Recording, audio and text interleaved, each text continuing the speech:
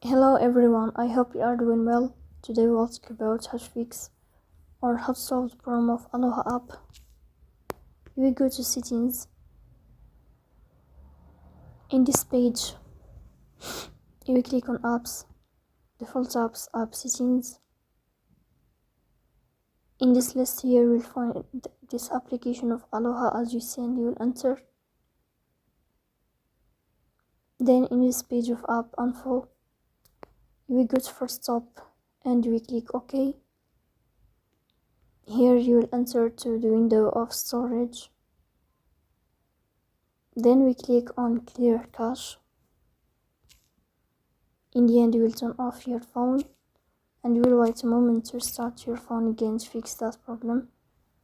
So that's all. Don't forget to support us by like and subscribe.